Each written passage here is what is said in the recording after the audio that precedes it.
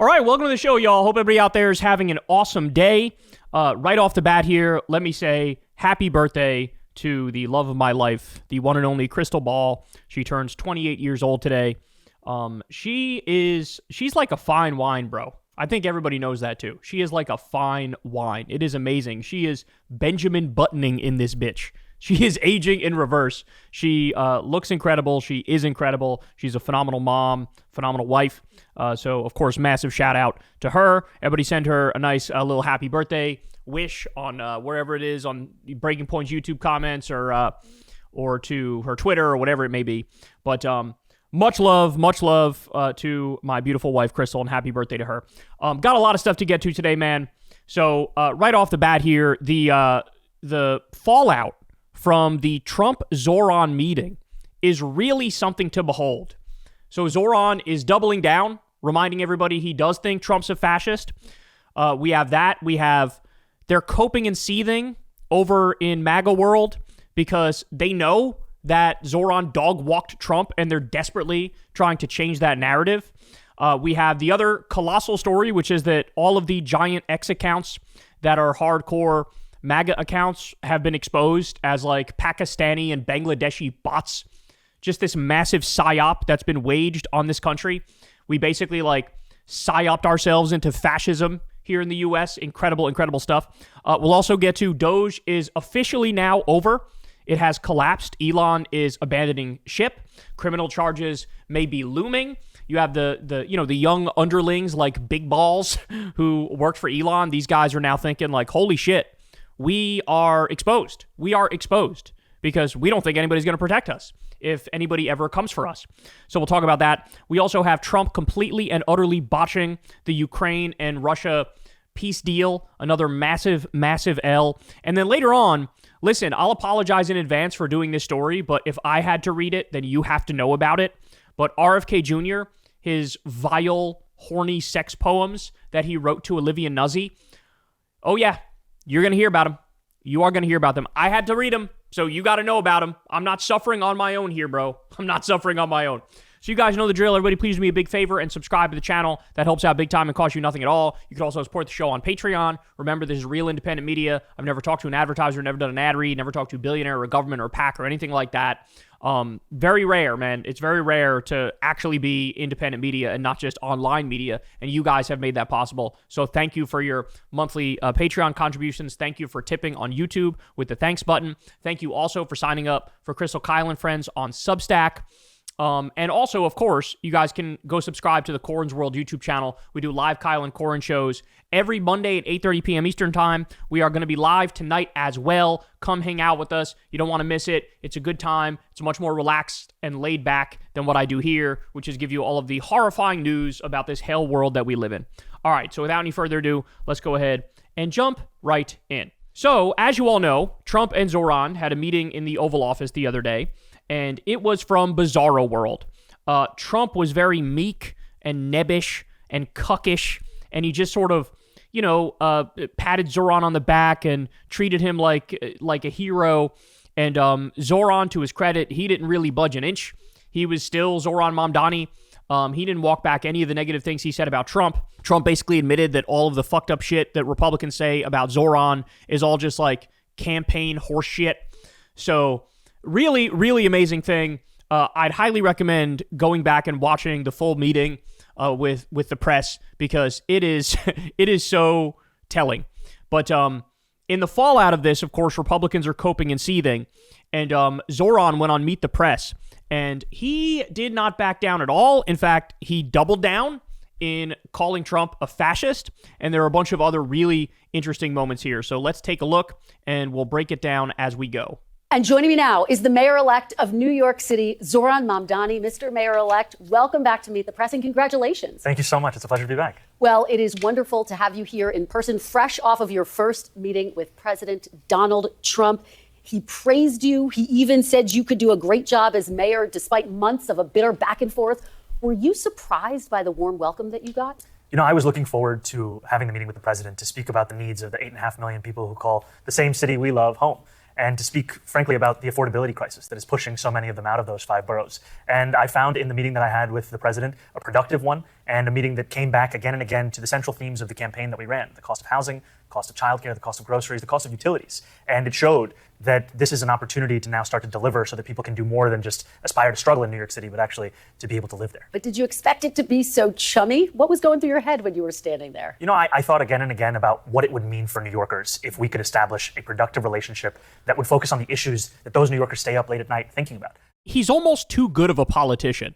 He's almost too good at this. Like, he is so slick and so smooth, and he literally never actually answers a question, and he just says the thing he wants to say, but he does it in a way where, like, nobody catches it and nobody cares.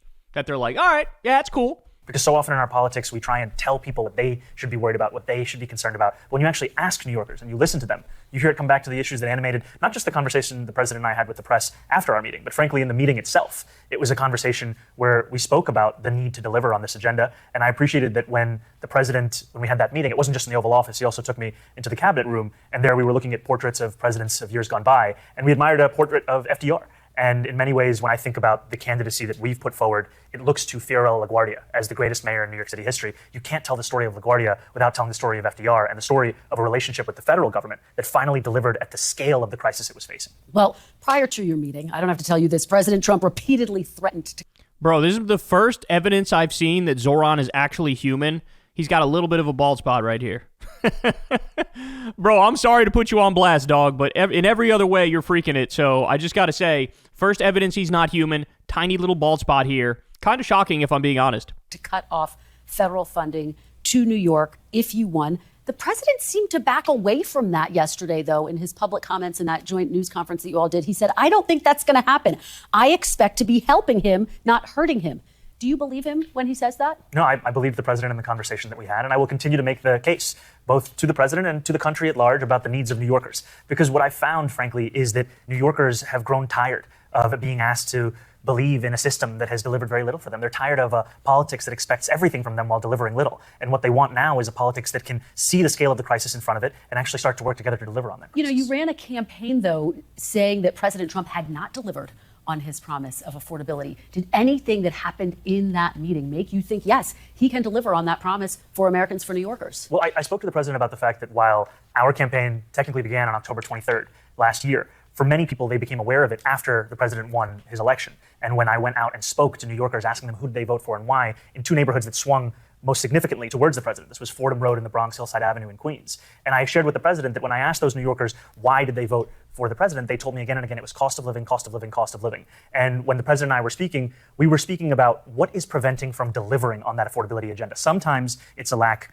of taking on the broken system that we have. And I spoke about in New York City, for example, zoning regulations. We spoke about ULURP. This is a process by which you either approve or deny zoning changes that are made in New York City. We spoke about the need to change so many of those situations such that a developer doesn't tell you the thing more expensive than labor or materials is waiting. And we also spoke about the importance of understanding what it is that hurts New Yorkers in their pockets. It's their rent, it's their childcare, it's their utilities, and it's their childcare. Because the childcare, I say twice, because it is the second highest cost after housing, $22,500 a year for a single child.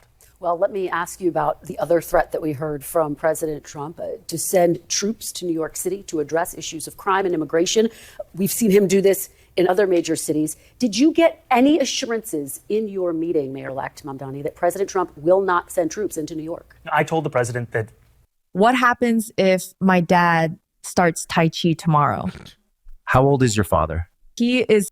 The cornerstone of an affordability agenda. Troops into New York. I told the president that the cornerstone of an affordability agenda is public safety, and that it is critically important to me. And for all that has been said and all that has been spoken about, and the tens of millions of dollars looking to make New Yorkers fearful of that question, the truth of it is, in fact, that I'm looking forward to working with the NYPD to deliver on that. And I shared with the president that my decision to retain Police Commissioner Jessica Tisch is in large part a recognition of the fact that in her time leading the NYPD, she has driven down crime across the 5 boroughs while starting to uproot corruption that was endemic in the top echelons of that department under Mayor Adams. So this is what people are pointing to as like the first evidence that, hey man, he's backing away from some of the stuff he campaigned on, is keeping this particular police commissioner. And of course, people who would defend Zohran would say, well, he's just being pragmatic.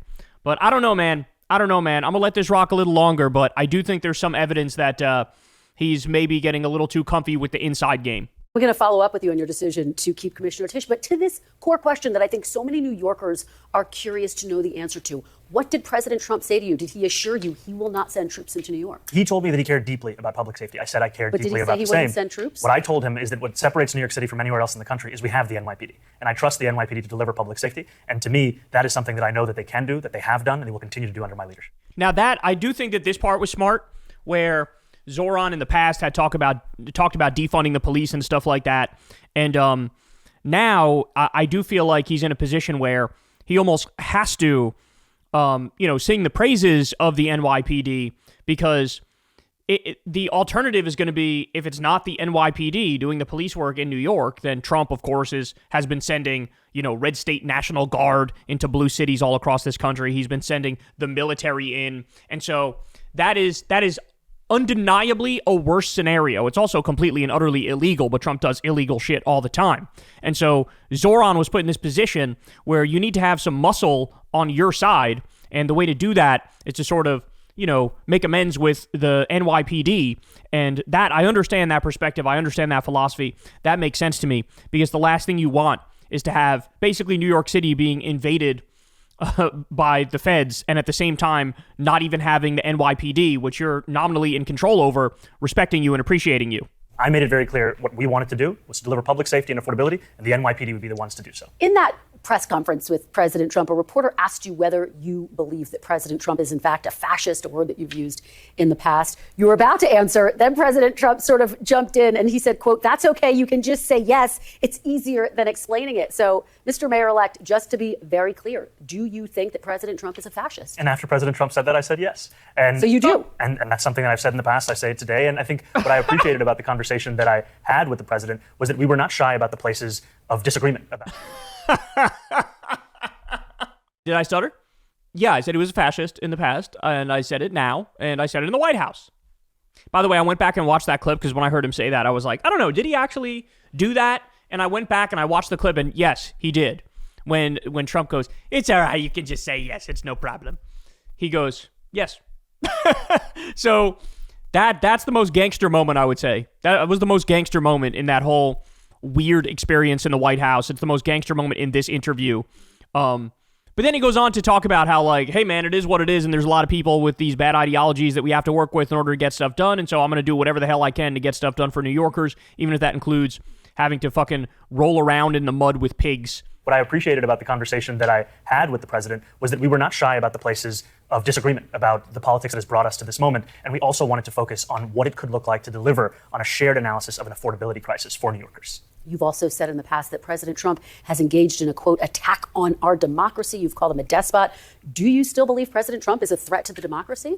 Everything that I've said in the past, I continue to believe. And that's the thing that I think is important in our politics, is that we don't shy away from where we have disagreements, but we understand what it is that brings us to that table. Because I'm not coming into the Oval Office to make a point or make a stand. I'm coming in there to deliver for New Yorkers. And a few weeks ago, I was asked by a reporter 3 words to describe myself. I said, New York City. And that's what animated that conversation. How do we deliver for the people of New York City? I think that some of your supporters would be curious to know, you say you stand by your past statements that, yes, he's a threat to the democracy. How do you square working with someone who you still think is a threat to the democracy? I think working for the people of New York City demands that you work with everyone and anyone, and that you always look to find... I mean, the best answer he can give is like, I don't have a choice. There is no choice now.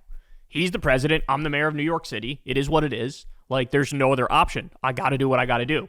I'd be willing to accept that kind of an answer. But look, I told you guys before the meeting even happened, I wouldn't have taken the meeting.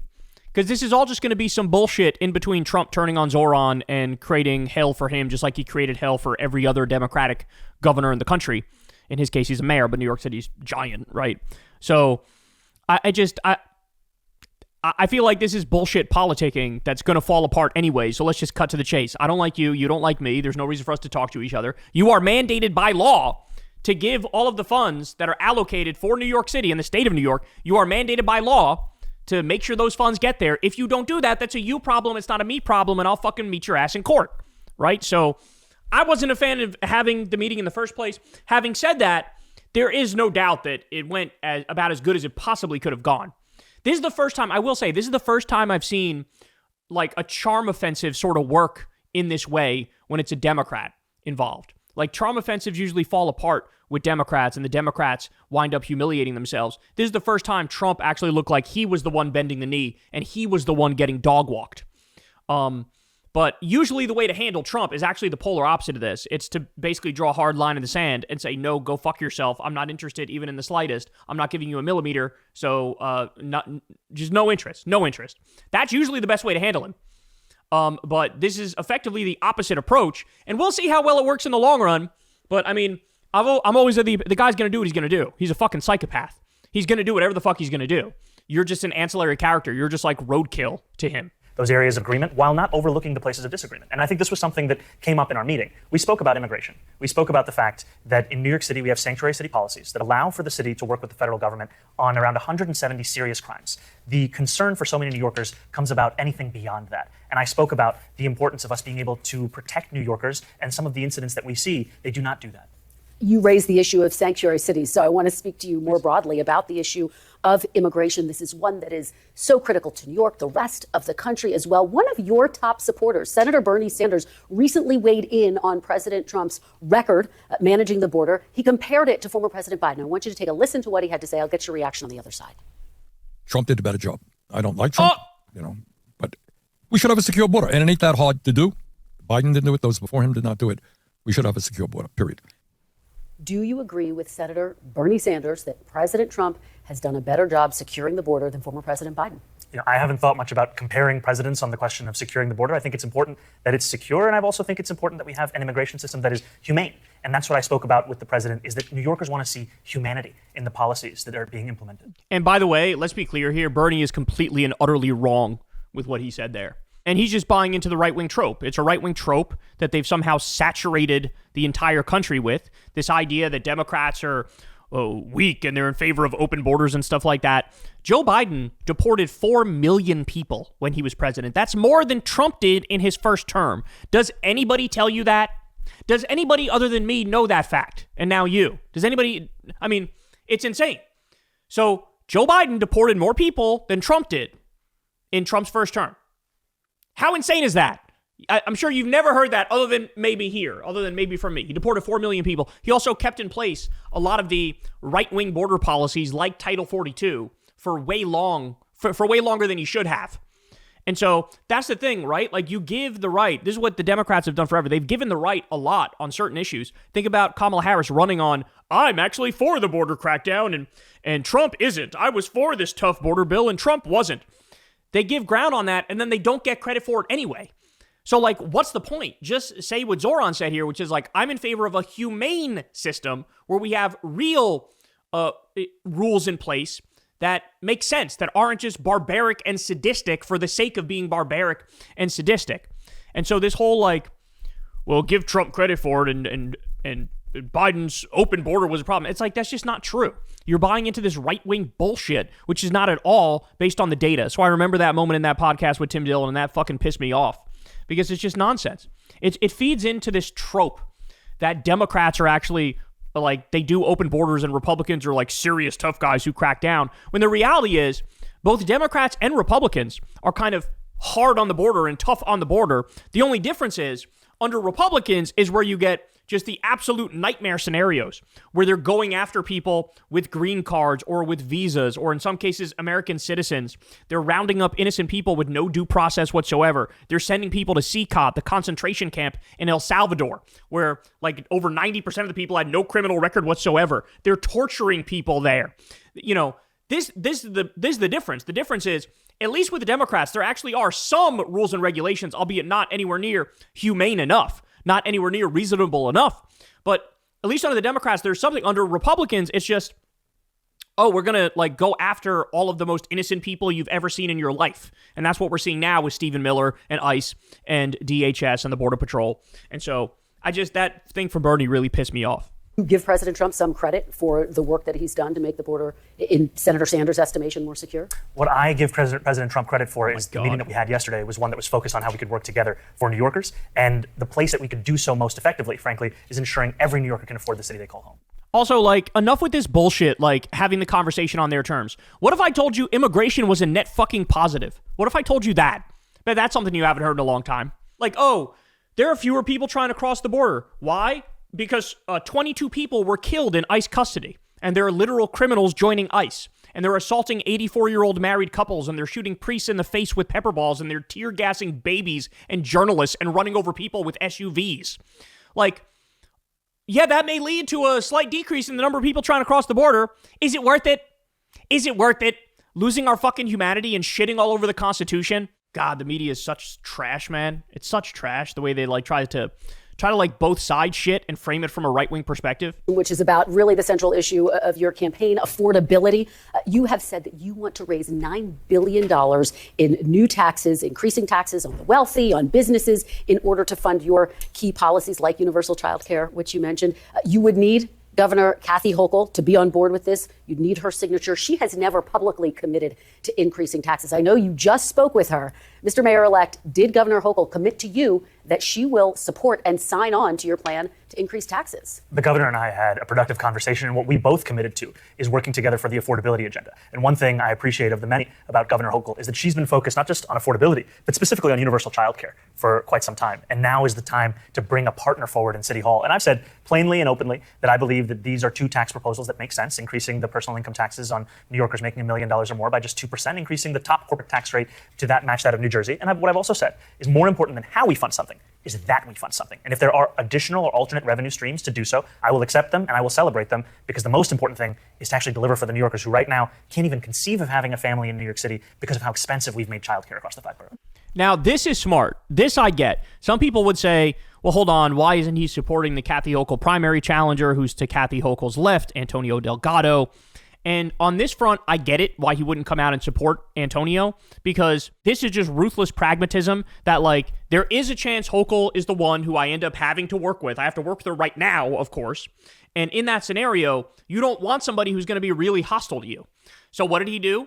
He like sort of sidestepped the question and then gave her credit on the issue of universal childcare, saying that she wants universal childcare. I want it too. She has been hesitant to say, I want to raise taxes on the rich. So what he's trying to do is like finesse her into either raising revenue that way or potentially some other way, right?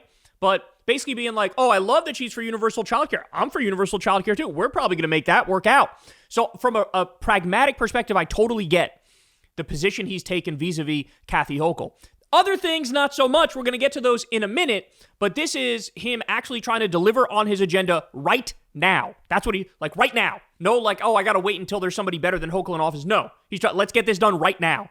And your entire agenda is incredibly ambitious. Universal child care, free buses, among other things, lowering rent. Can you deliver on this agenda without Governor Hochul agreeing to increase taxes? Well, I'm thankful that I'm not going to have to engage in the hypothetical, because I am confident of the two of us working together to deliver on this agenda and ensure that finally, and this goes back to just that portrait of FDR, we look at what politics has been in the past. It has been there in the moments of such transformation, meeting the scale of the crisis. We can do that again.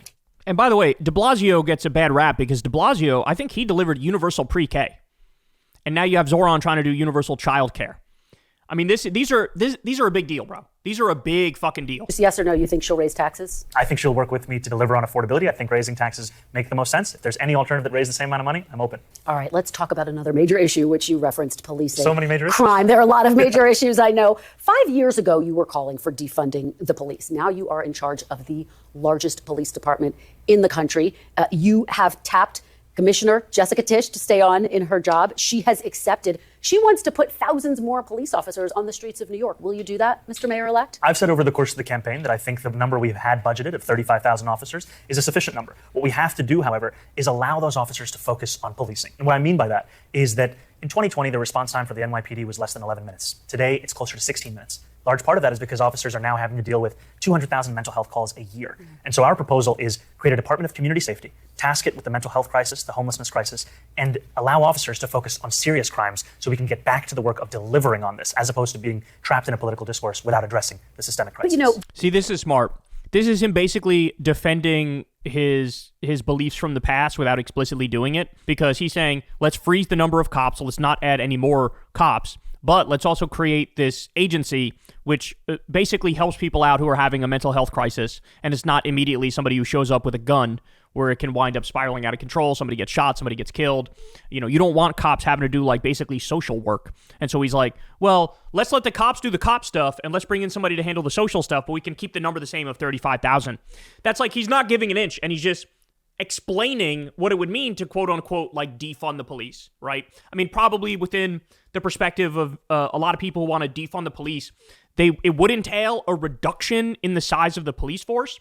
But what he's saying is just freeze the police force at the level that it's at, and we'll add this other agency which can, help people who are having a mental health crisis. And the other thing is, over time, you could, basically rebalance the situation where perhaps you have an equal size agency that helps people with a mental health crisis and, an equal size police department. But just like opening the door to that conversation, opening the door to a new way to approaching these sorts of social issues, that's something that, is sort of a big deal. It's a big deal to move the ball in the right direction down the field that way. Violent crime is substantially down under Commissioner Tisch's watch. Do you acknowledge that her approach is working, and therefore do you need to listen to her when she says, I need more cops on the street? The reason I made the decision to retain Commissioner Tisch is because of the importance of outcomes. The fact that she has been able to deliver on rooting out corruption while lowering crime is something to be celebrated. And I think the Commissioner and I have been very clear that what brings us together is a shared importance of public safety. I think we can do that with the officers we have. Would you rule out putting more police officers on the street? What I will tell you is that the $35,000 we have budgeted, that's the amount that I think we need. Okay. Let me ask you, again, just going back to that press conference with President Trump. As reporters were leaving, you were answering a question that I think was hard for a lot of people to hear about your response to protests outside of a Manhattan synagogue. Your initial response to that incident did receive some criticism, as you know. What is your message to Jewish New Yorkers who feel you won't be tough enough in your response to anti-Semitic incidents? This interview is just disgusting. It's total establishment brainworm idiocy. Why won't you add more cops is the framing on the cop question. Whereas the other stuff is you have this overly ambitious agenda of giving people child care. So see the framing there? More cops is good is embedded in it. And it's crazy to give people child care is embedded in it. That's insane. That's just right-wing framing. This is do you hate Jewish people? That's what's at the core of this question is there's been allegations of you being anti-Semitic with zero evidence of that. But why don't you say yet again that you're not anti-Semitic for everybody? Go ahead. Just over and over, pounding the same fucking themes. We get it. Can you do a good interview? That I'm looking forward to being the next mayor of New York City and fulfilling the commitment I've made to Jewish New Yorkers over the course of this campaign, which is a commitment to not only protect them across the 5 boroughs, but to celebrate and cherish them. And what that looks like is rooting out anti-Semitism. It looks like increasing funding for hate crime prevention programs by 800%. And it also looks like ensuring that we have NYPD protection outside of synagogues and temples, especially on the high holy days. And I want to just say, recently on Yom Kippur, there was a horrific anti-Semitic attack in Manchester.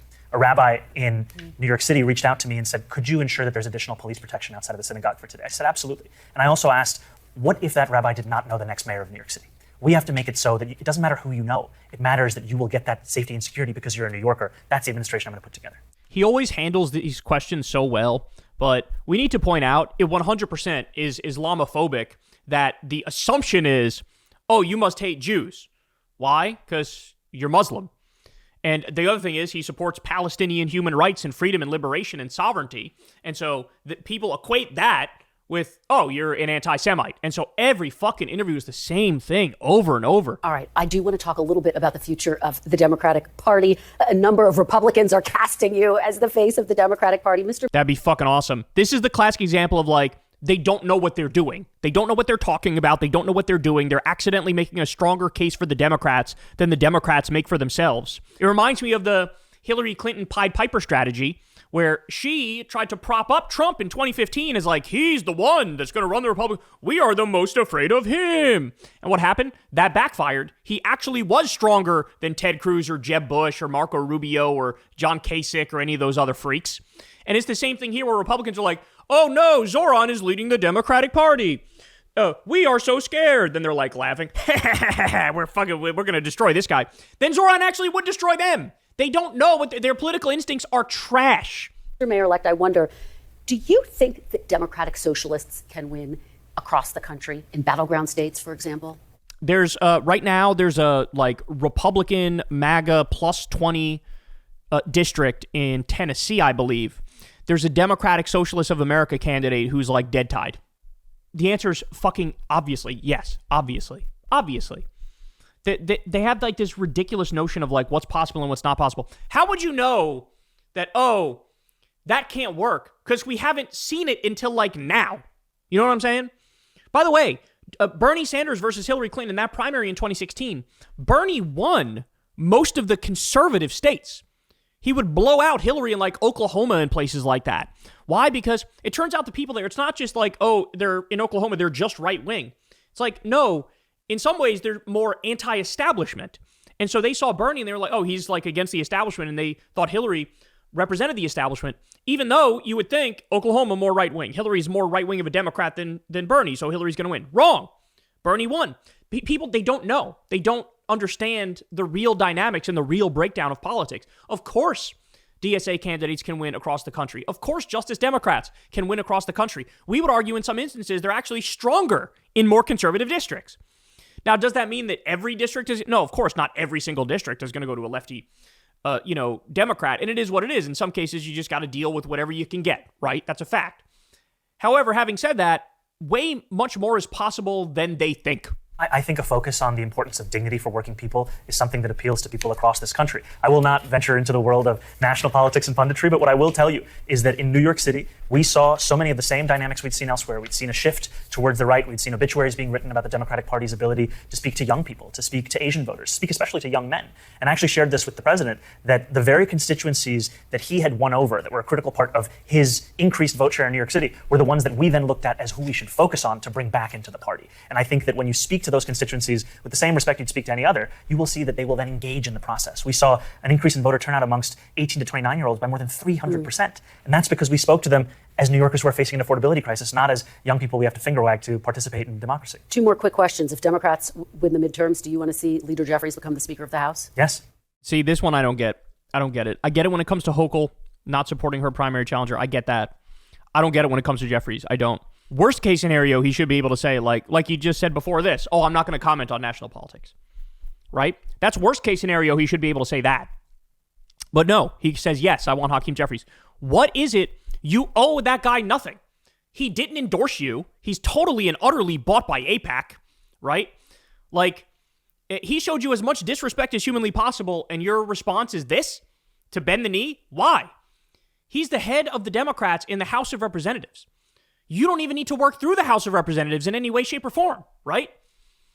Like, again, worst case scenario, it should be, I don't comment on stuff in the Senate. I don't comment on stuff in the House. That's their decision. But honestly, the real answer should be, no, I think he's bought by AIPAC, and I think we need a new generation of leaders that are not bought by a foreign lobby, that are not beholden to corporations more so than working people, right? So, I don't know. You guys tell me, what am I missing? There's got to be something I'm missing where, some of the fundraising apparatus goes through the House Democrats and Hakeem Jeffries has that power, has that control. Or there's people who are connected to both Hakeem Jeffries and Zohran needs their buy-in in order to get his agenda done in New York. That's the only, if I'm steel manning Zohran's case, that's the best thing I could come up with. But this really feels like you crossed the bridge and then burnt the bridge behind you when other anti-establishment candidates are trying to run and win and help you with your agenda, right? That this mindset that you're using now is the same mindset of all the naysayers who rejected you running in the first place for mayor of New York City. Go, you're too far left. You're going up against the Cuomo dynasty. Why would you even bother? So I don't get this. I find this kind of unacceptable, if I'm being honest. AOC said the same thing. AOC is not even going to be in the House that much longer. She's either going to run for the Senate or the presidency in 2028. You don't need this guy. And he taints your brand. You're giving him unnecessary, points here. And he taints you because you're now associating with him, and he's bought by AIPAC. He's bought by corporations. He doesn't know how to fight Trump for shit. So, what are we doing here? So, I don't know. You guys tell me what I'm missing, but this one I can't get behind. It's a firm, quick answer. So you leave plenty of time for my final answer. Let me go back and do a little more. Look, former President Obama called you after your victory, and he offered to be a sounding board for you as you take on this role of mayor of New York City. What advice did he give you about how to lead effectively in these years ahead? One thing I really appreciated about the conversations I've had with the president have been the importance of what it looks like, not only to inspire hope, but to sustain it and then to deliver on it. And time again, that comes back to the city hall that you're putting together. And even right now, we have about 40-odd days of a transition. Transitions are typically a time of pageantry and pomp. We want it to be a time of substance, a time of purpose. And so we ensured that the first day after the election, we announced our 4 incredible co-chairs of our transition, our executive director. And then the week after that, the first deputy mayor, the chief of staff. We're moving much faster than typical because we want January 1st to be a day where we start to deliver, not start to prepare. And I appreciate President Obama's emphasis of what it looks like to prepare in advance so that you can deliver. All right, there you have it. So some massive W's, some L's there as well. But effectively just doubling down on the meeting with Trump and saying, yeah, he's a fascist. I didn't stutter. And look, I hope he's successful. I hope he can get a lot of the stuff on his agenda delivered because it would absolutely be transformational. And then he could probably run for Senate and he would be an awesome senator. Hey, y'all, do me a favor and like and subscribe. It helps out big time in the algorithm. Click the bell as well for notifications when videos drop and watch that video on screen right now. You know you want to.